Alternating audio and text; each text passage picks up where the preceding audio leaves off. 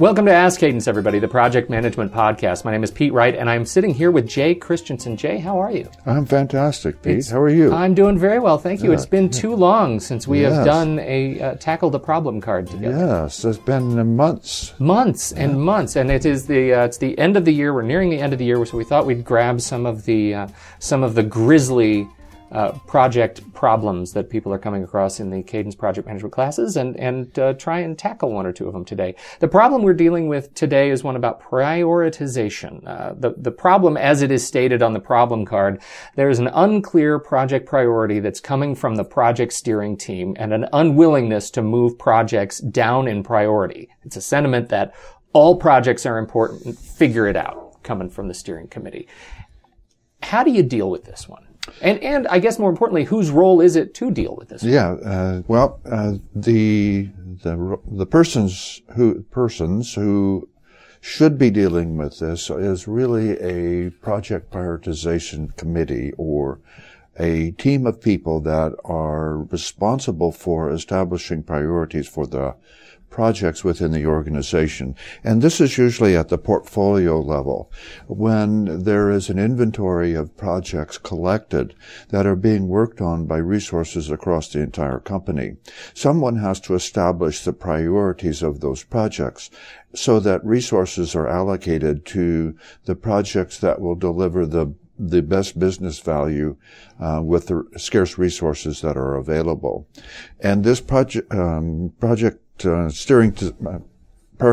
steering team is really the body that's supposed to be establishing priority.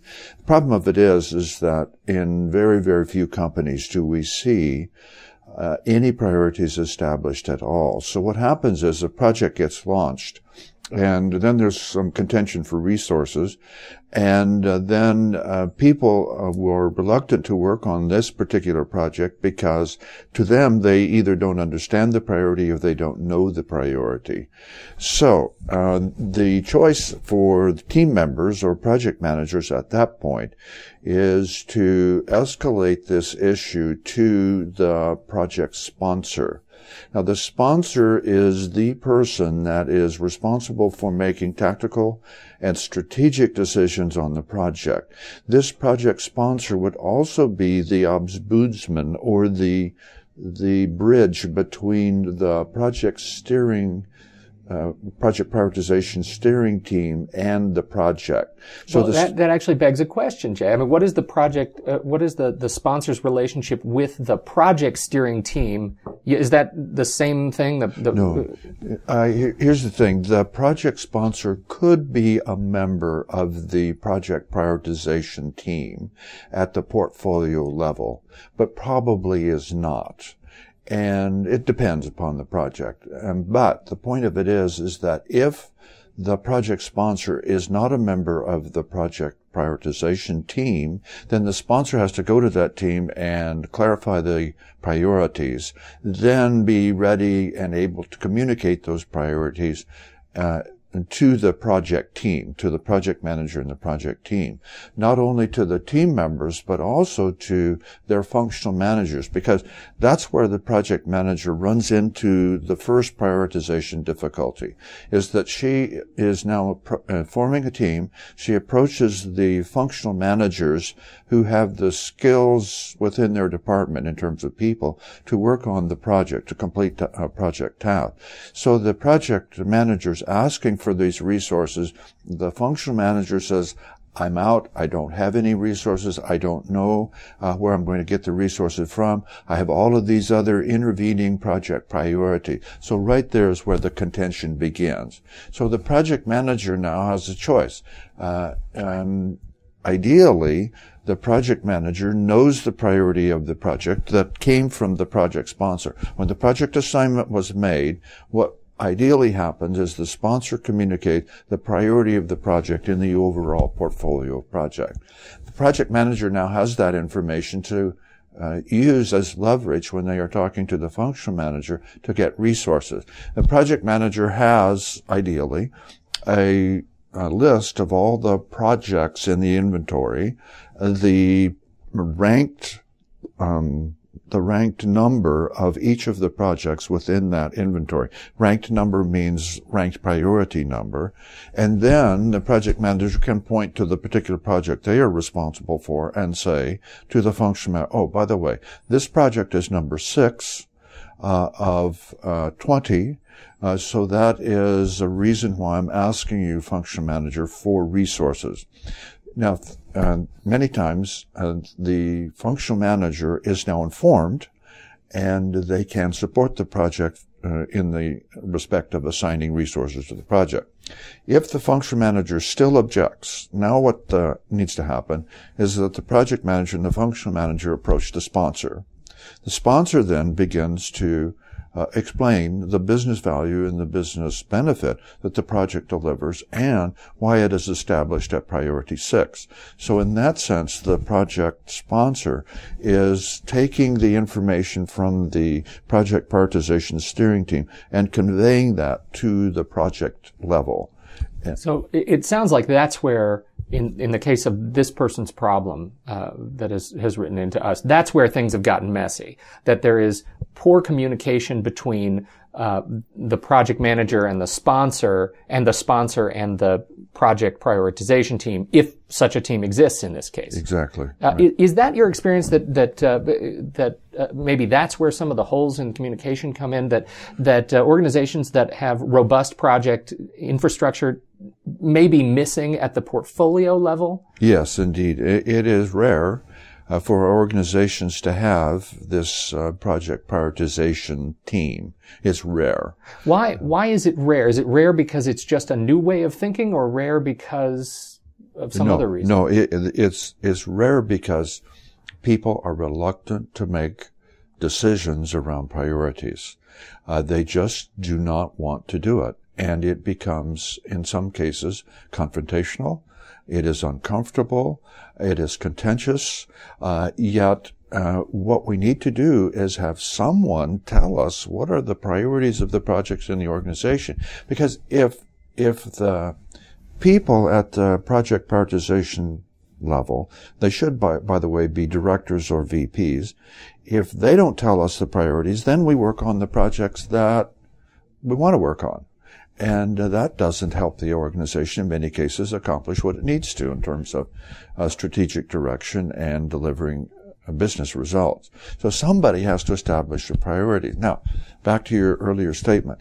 If there isn't a project prioritization team, then the sponsor is the person who begins to establish the priority of the project and establish the business value for or at least documenting and communicating the business value that the project delivered that would enable people to understand why the project sponsor picked this particular priority for the project. Then the project manager uses that information to go to the function managers to request resources. Now, again, it is not uncommon at all, first of all, to not encounter this role of a sponsor. It is relatively unknown in most companies, and that then leaves the project manager with a gaping hole in terms of their ability to manage the project. So if the project manager finds that situation where there is no sponsor, then she needs to ask, is my understanding there is no sponsor, is that correct? The assigning manager was said, well, I just haven't told you the sponsor. Who is the sponsor? The sponsor is this person here. So they name the sponsor at that point. If the assigning manager doesn't have a name of the sponsor, then the project manager gets into some interaction with the assigning manager, and they discuss who are potential sponsors for this project. Then the project manager is taking a proactive role in identifying the sponsor, then going to that person, approaching them with this position that the project manager would like them to fulfill. Ideally, the project manager would have a job description for the sponsor when she first approaches this person to say, I'm asking you to be a sponsor on the project. What that role means is the following, and I'm wondering, sponsor, if you would be willing to step into that role. And at that point, then the sponsor is named, and now we have that link that we need to help make strategic and technical decisions on the project, plus prioritization decisions. Now, let's back up a little bit further. The other case is there is multiple sponsors. Now we have this problem of who is the real sponsor. And if we have multiple sponsors, then that group of people is actually the steering team, the project steering team. And that's fine. There's nothing wrong with that, as long as there is a chairperson for that steering team. And if there's no chairperson clearly identifiable, then the project manager needs to interact with these folks and attempt to get a chairperson established and named. Because here's what happens. The sponsors get to arguing among themselves. They accomplish an impasse. No one makes a decision. No one establishes priorities, so the project stalls. Now, in order to get around that, we need to have a chairperson of that steering team that would make the ruling in the face of the impasse.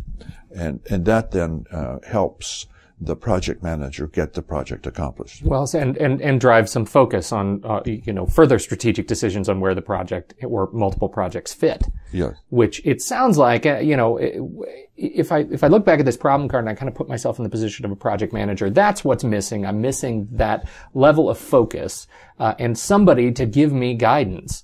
And what it sounds like you're saying is step up and make that happen. If there is no one who is giving you strategic direction, you need to go take it from, you make somebody step up to the mic. Yeah. And by the way, a couple of things that we need to talk about too, and that is who are candidates for sponsors. Well, first of all, many times it's the assigning manager. And what I mean by that is when the project is delegated to a project manager, the person that does the delegation is called the assigning manager. That is potentially the first choice for sponsor. But the project manager would say, oh, since you're making me the project assignment, are you then the sponsor? And this person would say, oh, no, I'm not the sponsor. Then who is? Now we need to, now, what does candidates for sponsors are? Those people that stand to gain or lose the most if the project succeeds or fails. These are people that usually pay for the project. They are usually people that manage the performing organization. What I mean by that is when the project is completed and the results of the project are turned over to the operating environment and the results of the project are used in the operating environment, that's the performing organization. And a sponsor can come from that management structure there that is using the... Goes back to what you're saying, somebody who benefits the most from the results of the project. Exactly, right. All right. And if we expand this discussion even a little bit further, let's say that the stakeholders, the primary stakeholders for the project, are external to the company.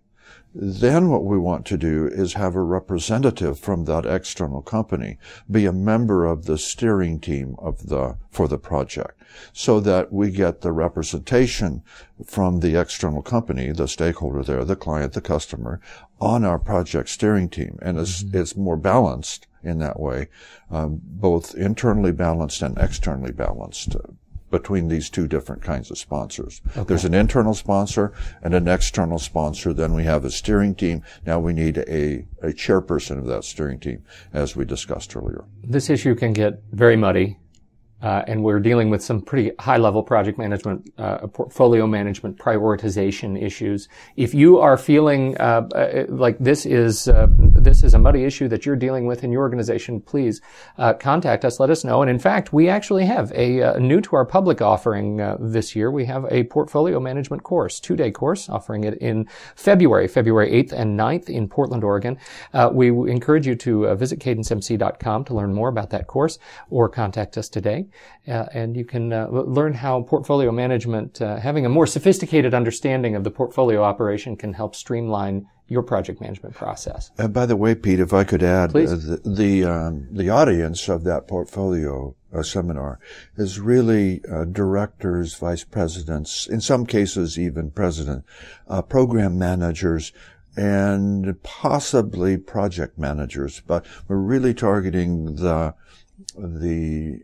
upper leadership group within the company. And what we asked them to bring in that context a list of projects, right? Exactly. I mean, this is the real world bit that goes on in the class through the workshops. Exactly. You're actually prioritizing your projects. Yes, exactly. And the thing that I would mention as well is that one of the reasons a project manager might attend is that his or her company does not have this concept of portfolio management. So the project manager can become knowledgeable themselves and then take this information back to their organization and help increase the understanding of the organization in terms of portfolio management. Absolutely. Well, it's a great topic, and it has the potential to yield great benefits to organizations that apply it in a sophisticated fashion. So, Jay, thank you so much for your time. You're welcome. On behalf of Jay Christensen, my name is Pete Wright, and this has been another episode of Ask Cadence, the Project Management Podcast.